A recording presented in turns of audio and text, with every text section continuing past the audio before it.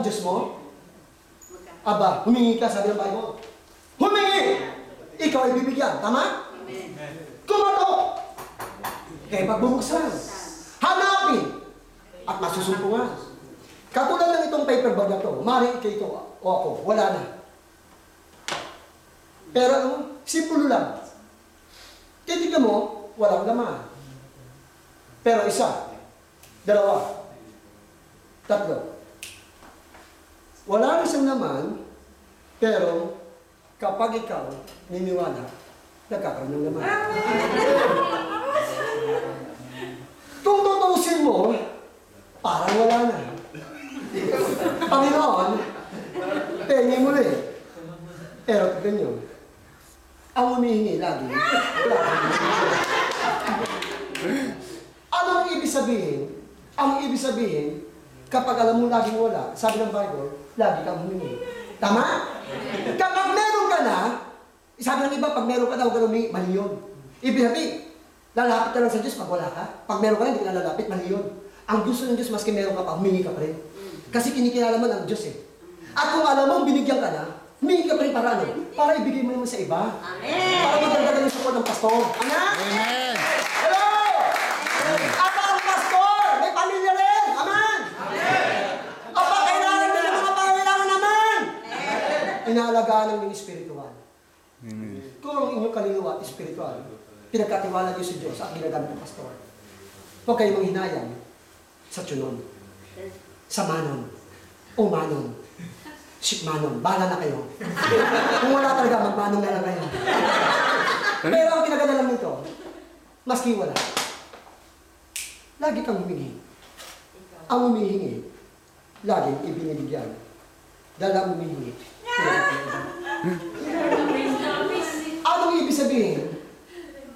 Ang ilustrasyon, wala na. Hingi ka lang. Ang Diyos ay hindi nagsasawang magbigay. Amen?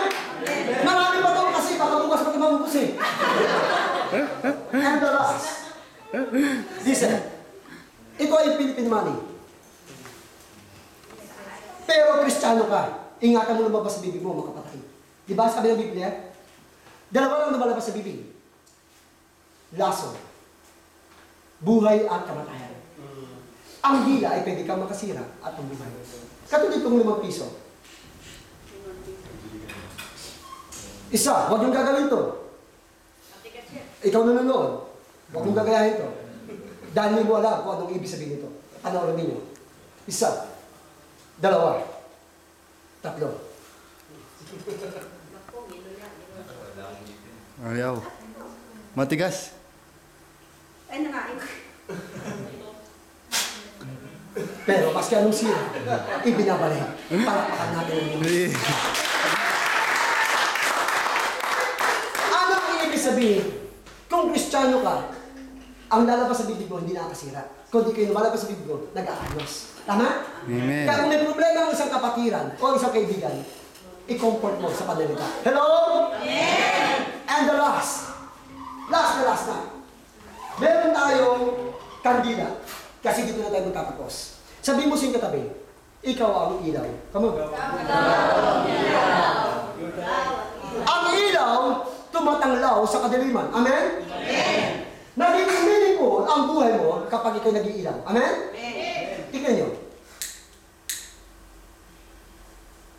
Ayan. Alam mo, pag ikaw tumutulong, aba, nagiging meaningful ka, ikaw musician, leader, presider, aba, giver, nagiging ilaw ka. Pero imbis na ikaw na Kristiyano, dapat matuwa ka. Hindi yung, kunyari lang yun. Nasugod lang yun eh. Tagtag naman ng bisyo yan eh. Maski tagtag ng bisyo yan, pero ang puso niya yung gusto maglingkod sa Diyos, babagoy ng Diyos yan. Lahat naman tayo unworthy. Unworthy tayo, pero ang puso mo maglingkod sa Diyos. Kaya sabi ng Diyos, I will give you a new heart. Babaguhin kita. Gagamitin kita. Magpabago ka lamang. Ikaw ang ilaw sa mga unbeliever. Pero ang diablo, pili kang patayin. Hihitan ko.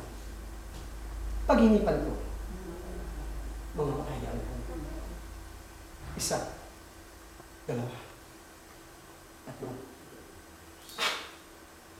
Pero pag ikaw ay nasa Diyos, binabalik ng Diyos. Palapakan natin ng Diyos. Kaibigan, walang pwedeng pumatay ng ilaw. Walang pwedeng pumatay sa ministry mo. Walang pwedeng pumatay sa pagkatawag sa inyo Diyos. Amen? Amen. Maski ilang ulit pang patay yan. Pag nasa Diyos ka, lumalapit ka sa Diyos, binabalik ng Diyos. Tayo lahat ay tumayo. Libo po natin ating mga ulo. Pikit po natin ating mga mata. Basi ko nakikinig at nanonood. Iyuko mo ang iyong ulo at ang iyong mata. Wala makipag-usap, mga kaibigan, kapatid. God challenges us. Hinahamon kita, hinahamon tayo ng Diyos. Knowing the truth. Kilalanin mo ang katotohanan. Dapat kilala mo ang Diyos. At sino ang Diyos sa buhay mo. Dapat kilala mo ang iyong kaaway. Dapat makabuluhan ang iyong buhay. Kaibigan, kapatid, kung di ka pa nakakilala kay Kristo, dapat mong tanggapin si Kristo sa iyong buhay. Dapat ka magsisi sa iyong kasalanan. Pagsisihan mo, kalikunan mo yung kasalanan. At ikay sumampalataya kay Kristo Jesus. Si Kristo ay Diyos na katawang tao. Walang kasalanan. Siya'y namatay sa ating kasalanan. Siya'y inilibing, nabuhay, umakyat sa langit, at muling babalik para sa kanyang mga anak. Kung ikaw naman ay Kristiyano ng lalamig, pag kinausap ka ng Diyos, magbalik loob ka na sa Diyos. Maraming dapat anihin. Tinatawag ka ng Diyos. Magiging makabuluhan lang ang iyong buhay. Come to Jesus. That Jesus Christ is in the Bible. Panginoon, pinapadalahin ko po ang mga miyembro dito. Panginoon, sa bawat palabas ay maalala niya ang kahulugan. Subalit maalala nila ang iyong salita. Na ang salita ang katotohanan. Totoong mayroong Diyos at totoong mayroong diabo. Subalit tutuloy ang makabuluhan ng buhay kapag nakikristo. Panginoon, dalayan po sa mga kapatiran dito. Panginoon, patuloy mong baguhin ang mga buhay. Patuloy mong gamitin ang kanilang buhay. Suportahan ang iyong gawain at ang iyong mga manggagawa. Abutin ang mga naliligaw na kaluluwa. Panginoon, pagpalahin mo po ang mga miyembro dito. At ang kanilang puso, Panginoon, ay lagi kang maalala, Panginoon. Panginoon, inaalay ko sa iyo ang iglesia nito.